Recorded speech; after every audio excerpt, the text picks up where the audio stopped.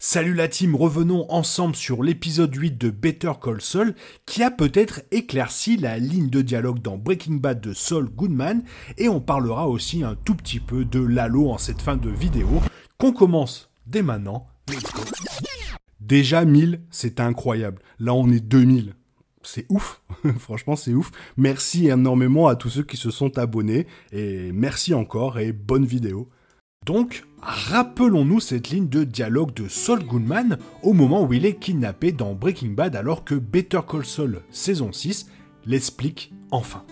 Bien avant que Tony Dalton ne soit choisi pour jouer Lalo Salamanca et devient le méchant le plus menaçant de la série, le personnage était référencé dans une ligne de dialogue dans l'épisode de Breaking Bad Better Call Saul.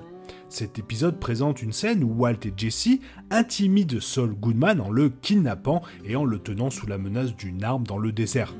Plaidant pour sa vie, Saul s'exclame « Ce n'était pas moi, c'était Ignacio, c'est lui », avant de demander à Walt et Jesse si Lalo les a envoyés pour le tuer. Oh no, no, no, no, no, no! No, it wasn't me, it was Ignacio, he's the one!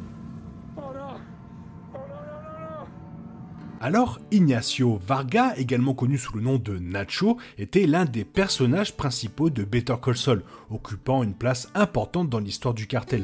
Lorsque Tony Dalton a rejoint le casting de Better Call Saul en tant que Lalo, de nombreux téléspectateurs et fans ont prédit que le spin-off et préquel montrerait pourquoi cette phrase de Saul existe dans Breaking Bad. Cela a fait l'objet de nombreuses discussions pendant des années, mais la série n'a jamais abordé le sujet. Mais au fur et à mesure que la série se retrouve dans la dernière ligne droite, la ligne est enfin expliquée et merci. Donc au début de Point and Shoot, alors que Lalo attache Jimmy à une chaise, il raconte à son avocat la tentative d'assassinat de la fin de Better Call Saul saison 5. Lalo mentionne que c'est Nacho qui a laissé les assaillants entrer dans sa maison et souligne que c'est Nacho qui a présenté Jimmy à Lalo. L'implication est que Lalo blâme partiellement Jimmy pour la tentative d'assassinat, croyant qu'il était de mèche avec Nacho. Et Jimmy nie immédiatement toute implication. We're just talking about you. Yeah? That ain't what I pay you for. She knows enough about me already. Too much, in fact. Ford Taurus Jim Ford? Tow. I had a date with him. What'd you find out about Tom Pink? Oh, he was quite a felon. Where was he born? Do you remember? London, or England, someplace like that. Et évidemment, Lalo meurt dans Point and Shoot, soulevant la question de savoir pourquoi Jimmy penserait que Lalo le poursuivait toutes ces années plus tard. Jimmy et Kim apprennent le sort de Lalo directement de Mike, mais il est clair que Jimmy n'y croit pas du tout. Après tout, plus tôt dans la saison, on a dit à Jimmy que Lalo avait été tué, puis finalement Lalo se présente chez lui et tire sur Howard devant lui. Il est logique que Jimmy reste nerveux à propos de Lalo. Après avoir vu Lalo tromper la mort une fois, Jimmy n'hésite pas à penser que cela peut être une nouvelle fois possible. Comme Jimmy n'a pas vu de corps, même la parole de Mike ne suffit pas à le rassurer. Ce que cela signifie, c'est que malheureusement Jimmy a passé le reste de sa vie à craindre qu'un homme mort ne se venge de lui pour quelque chose qu'il n'a pas fait.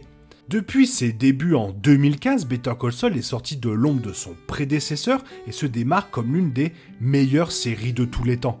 Pourtant, avec Breaking Bad et Better Call Saul occupant le même univers, les téléspectateurs sont toujours intéressés de voir les deux se lier, et la ligne Lalo-Ignacio était l'un des plus gros morceaux. Compte tenu de la grande attention portée par Gilligan aux détails, il n'est pas surprenant qu'il ait pu éclaircir cela d'une manière qui ajoute un contexte significatif à Breaking Bad sans créer de problème.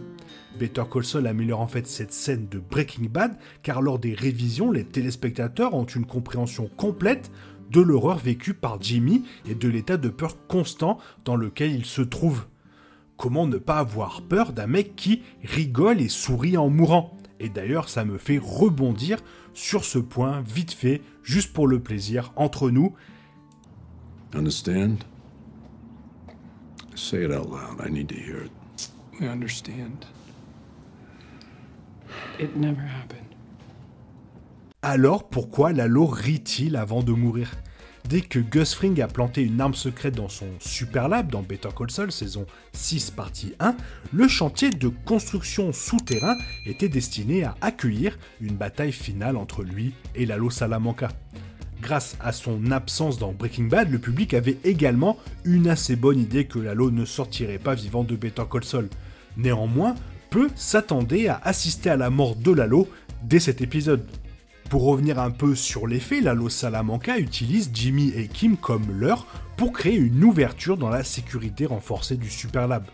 Gus Fring réalise ce qui se passe et se rend au laboratoire en personne, où Lalo prend rapidement et facilement le contrôle de la situation. Ayant déjà préparé le terrain à son avantage, Gus coupe les lumières, attrape son arme à feu cachée et tire dans l'ombre, réglant finalement les querelles. Alors qu'un Gus victorieux plane sur son adversaire abattu et saignant, Lalo lève les yeux vers son assassin et émet un rire faible et gargouillant. Pourquoi cette étrange réaction ? Bon, avant tout, clairement, Lalo Salamanca, riant en mourant, marque un adieu presque approprié pour ce personnage particulier. Le fougueux méchant de Tony Dalton a une réputation méritée de non-conformiste impétueux, prêt à faire des paris audacieux que ses camarades de Salamanca ne feraient jamais. Malgré son penchant pour la violence brutale, Lalo poursuit également son travail avec un sourire permanent, ne laissant glisser ce sourire de marque que dans les occasions les plus rares et les plus graves. Il est donc approprié que Point and Shoot de Better Call Saul saison 6 trouve Lalo littéralement en train de rire face à la mort. Il rencontre alors la grande faucheuse avec son sourire, ne perdant jamais cette attitude, vivre par l'épée, mourir par l'épée. Peut-être y a-t-il aussi un élément de surprise derrière le rire de la mort de Lalo. Bien qu'il n'ait jamais pris Gus Fring à la légère, Lalo croyait honnêtement qu'il avait gagné la petite guerre. Avec des séquences vidéo du Super Lab et un Gus non armé au bout de son flingue, l'homme poulet n'avait sûrement pas d'issue, mais même un Lalo Salamanca mourant ne peut apparemment s'empêcher de s'émerveiller de la façon dont, une fois de plus, Gus avait 2 longueurs d'avance.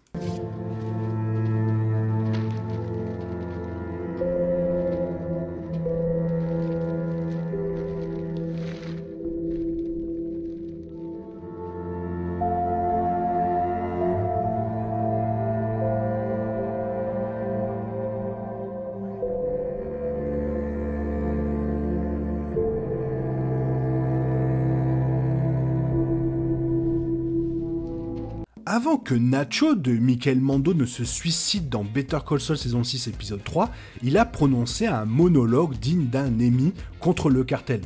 Sauf qu'il a eu aucune nomination.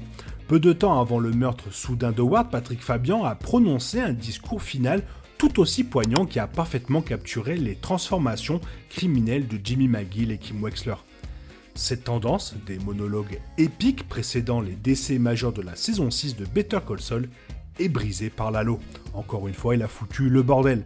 Lalo n'a pas grand chose à dire dans sa dernière scène Better Call Saul, et c'est en fait Gus Fring qui crache tout ce qu'il a sur le cœur, agressant verbalement Don Eladio, la famille Salamanca et les opérations du cartel. Lo que pienso de él. Perfecto. Tienes un minuto. Eladio. El patrote hinchado y grasoso. La sortie de Lalo n'est donc pas définie par des mots éloquents ou une haine intérieure passionnée qu'il libère enfin. Au lieu de cela, le personnage de Tony Dalton quitte Better Call Saul avec un rire qui résume simultanément son attitude espiègle, son admiration respectueuse envers Gus pour l'avoir battu et l'acceptation que ses 9 vies sont finalement épuisées. C'est une fin sur mesure pour un personnage qui a brisé le moule de Better Call Saul et Breaking Bad.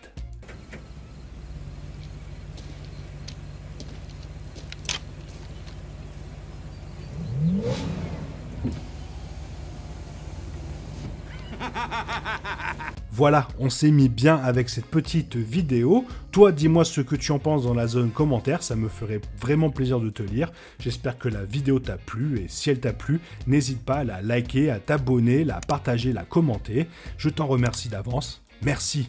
Je te souhaite une bonne matinée, après-midi, peut-être une bonne soirée ou un bon week-end. Bisous, bisous, hasta la vista. Your man, he's like the cucaracha, you know? Born survivor.